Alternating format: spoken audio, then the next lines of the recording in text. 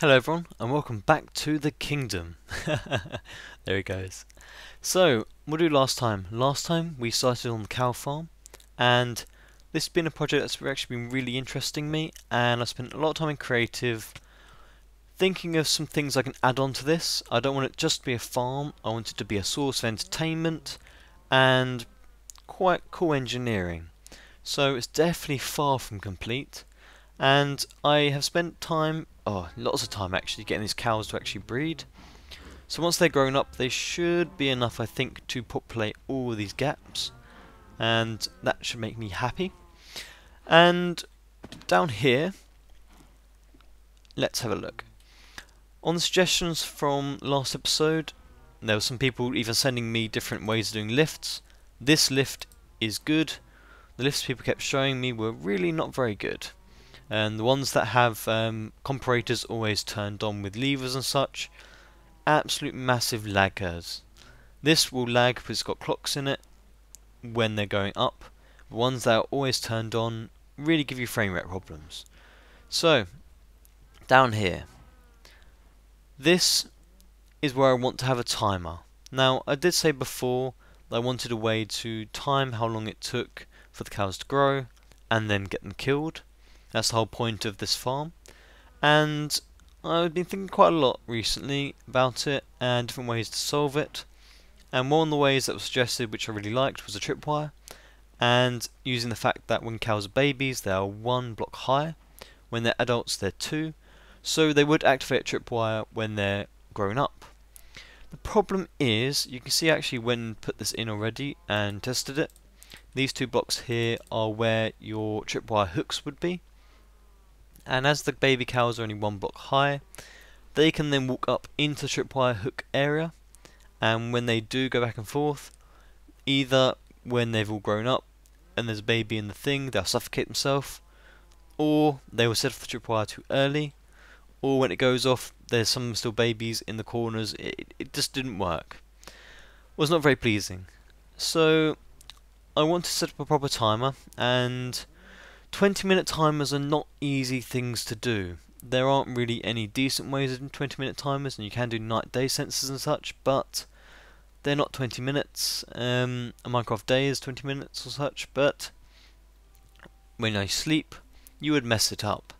So I wanted a proper way of doing this, and I wanted also to have a readout from the different stages of growth, which I thought would be really cool to put on some sort of cow board and have it interactive, so we can see visually what stage of growth these cows are at, and then we can have different sounds at different growth stages, and then maybe a little tiny song when they die. I thought it'd be a really fun, nice thing to do with redstone. I hadn't done any good redstone for quite a while, and I'd really love to do some. So I like the whole item despawning timers, the 5-minute ones, really nice.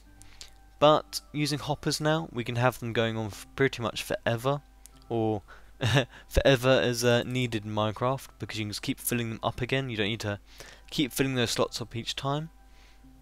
So what I want to do as well is combine it with shift registry to make a really nice way of outputting different signals and do a proper 20-minute timer. So I have designed one. I'm going to start off the first bits and then be back with you.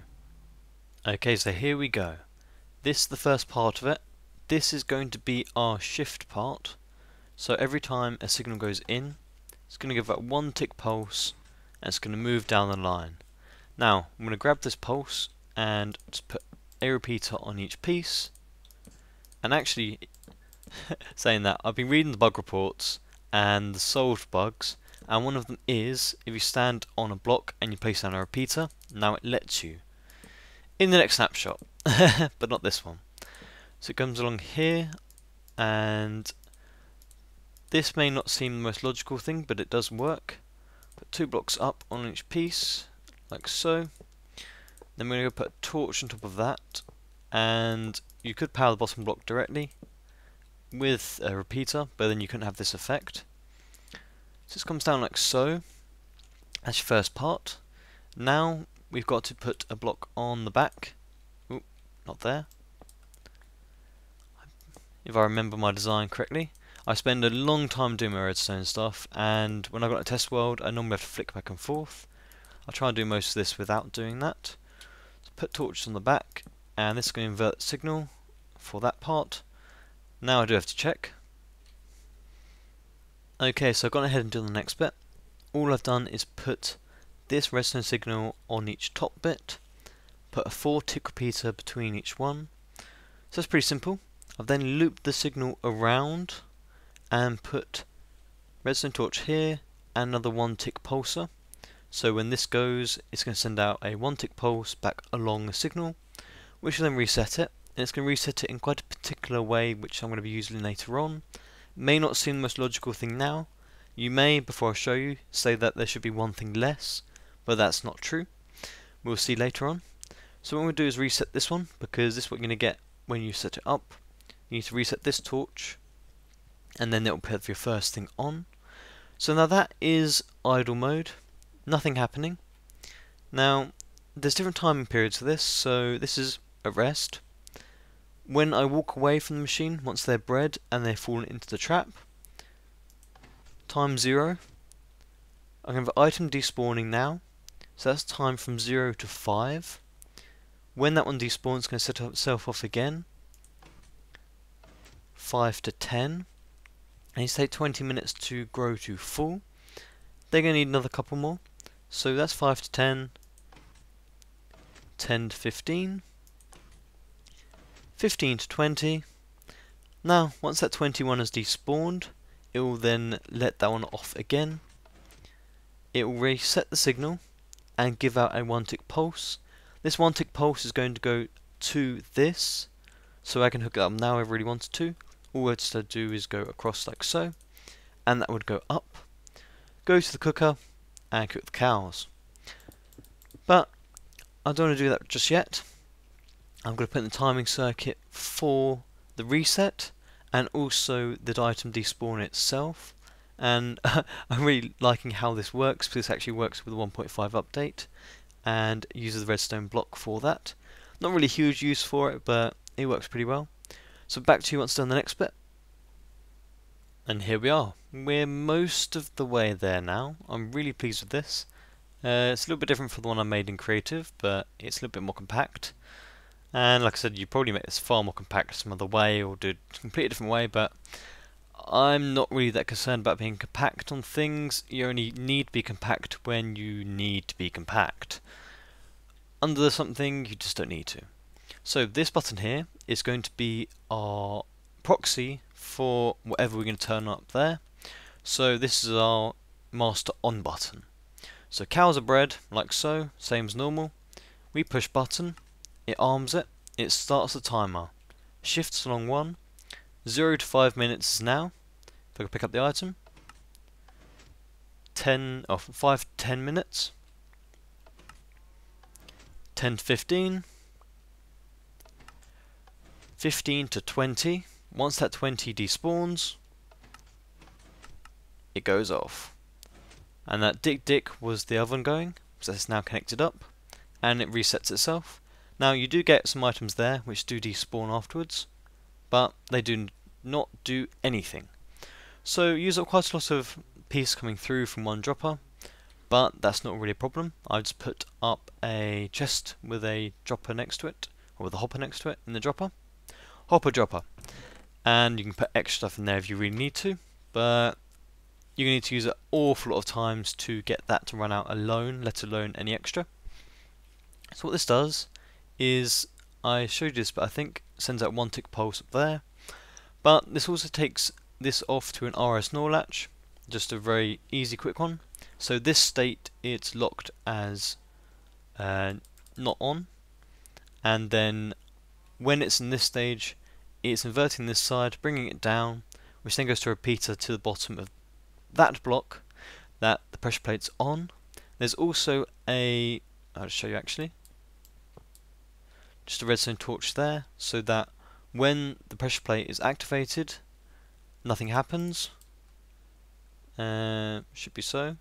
Yeah, when the pressure plate's activated, first of all, it goes off, and then it sends a signal out, and it carries on, and it just keeps doing that. So it's a 20-minute shift registry auto resetting on demand on cow timer. And the reason I've done this as well, having these different outputs here, I'm going to see them as different outputs. I want to see if I can use them for something else. So these do represent the stages of growth in a cow. Much different to any sort of hopper timer version of a shift register. So I think we may be able to do something cool with this. I haven't really planned anything yet, but I think we could try. So each of these signals I could bring up to an output. Could go to some sort of monitor, sort of a pixel art thing. I think that'd be quite cool. So first of all, I'm going to drag this input all the way up there to a button on the front somewhere. So I'll do that, and then we'll think about how we're going to now represent this stage of growth thing. So be back in a bit.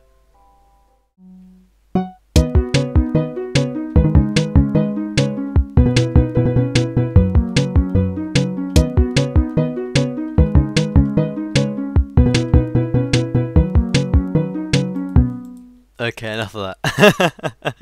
I'm playing with the Notebook program, Minecraft Notebook Studio. It's a free program and it's all freeware and everything else, so I can play that on there. And that's one of the example songs. I haven't actually gone and built that one. Hopefully most of you recognise what the song is. So, what have I done? I've built a cow. I think this mushroom is close to what it should be. If one of you mushrooms look at me, there is a light grey bit in the middle, which is why I did that one. I think it looks okay. I tried to do the ears as well, and what I'm thinking, I'll do the mushroom top as well as that. Not sure how that will look though, so I'm not going to do it just yet. But what I really want to do is some sort of interactive thing with this, and as the textures still aren't fixed in 1.5, you see the flickering of little particles of white. So you can see the sky through it. That's because they still haven't fixed it, because the very corners of the textures are actually sort of gone. They're all slightly out of line. And I haven't even looked at the texture pack since we changed to put my own stuff back. So I haven't gone to readjust them manually. So that's really annoying. It looks a bit derpy. And I've put light day sensors on the top to stop spawning. I did have an accident with the cows though. Somehow a creeper spawned and blew up. In this version, this snapshot at least, there was reports of mobs spawning in places they shouldn't be. And they were spawning over there. And also over here. And they shouldn't have. And you can go away. Not dealing with him. So I want to do some sort of interactive thing with this. So maybe the eyes change. I could have block swappers in there. I'm not sure if that would all fit in there, but I could try. I don't know how many block swappers actually even work in 1.5. And could also change the nostrils. I don't know. Not sure really about that. And I could do. I would like to do things with the lighting of the mushroom and attach it to the song down the bottom. So I'm going to pick a song down the bottom, and I'm just going to pick one from the defaults. I think I actually quite like it. If you have suggestions, I'd love to hear. But I'm going to try and do the Tetris tune, Tetris tune A from the Notebook Studio, because I really am running out of time. I expect I'll be recording this till 6 AM in the morning to get it out the next day.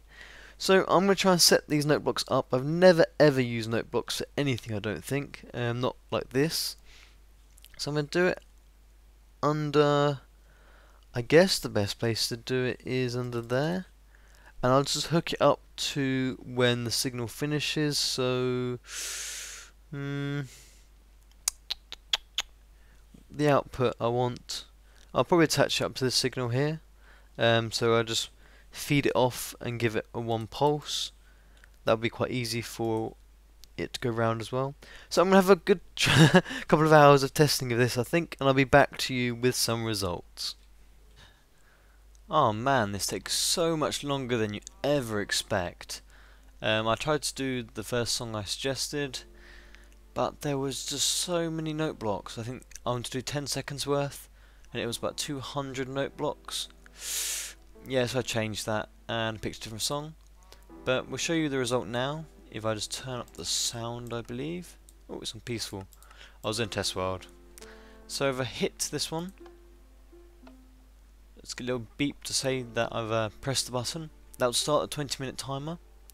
If you come down here and force its way along, there's actually a cow in there at the moment, baby one. That will die very shortly when we override it. So if we just hit... Okay, we'll just do it this way. So that's actually 0 to 5 minutes. 5 to 10 minutes. 10 to 15 minutes. 15 to 20 minutes. Then when that one despawns, it will be over 20 minutes.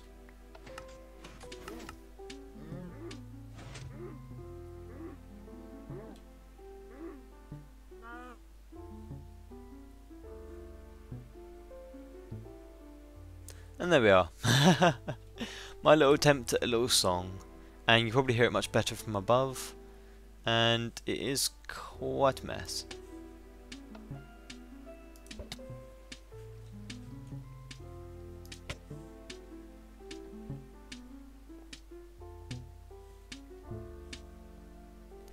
Now this caused me quite a lot of problems because not only do you have several lines of music, that's not the problem, but it's when you have a underlying beat. So this one here is just basically a timer for of the same note going around, and you can either spread that out, so you can either have, say, I think there's 18 or something of the normal note blocks going around in a circle for the main sound. So there'd be another about 30 of these just for the backing sound. So I made a little clock here, and it was an absolute pain to get it so that when the song finished it would turn the clock off. And I bodged together something, it really is a bodge, but it'll work and I can leave it alone now. This basically comes up, turns on this RS-NOR latch for an override here as well, which would then just unlock this repeater, and I don't actually want that to happen at the moment, so we'll just turn that back off. It should go back off. Yeah, it's okay. So that was locked to keep it in its state. So actually if I just press a button, if I have one around, I had so many problems I kept actually crashing Java by pressing a button.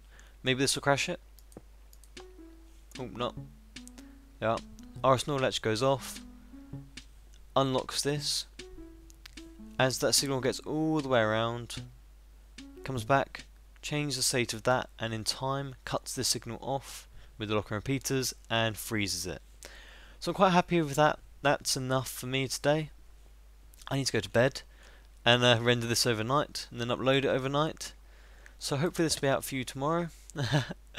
So yeah, that's the first part of the cow farm done. Well, the second part really, if you count last week's one the first. Now, we still have all these signals outwards that we can use for different things on our cow. So I'm really looking for some practical ideas to do things with the cow. Now I can make the cow make certain sounds. I can make it move to some degree. I can make its eyes move or mouth move or something. I'm not really sure what the scope is actually working these days. I could make its mushroom light up and down. I could have it on a night day sensor just being completely separate to this. I don't know. So if you give me some ideas, I'll see what I can work on for next time. But for today I really have to say goodbye, and maybe I'll see you in full 1.5. It was meant to be out the 24th of February, so it should be tomorrow when you watch this. But otherwise, I'll see you again soon, guys. I hope you've enjoyed.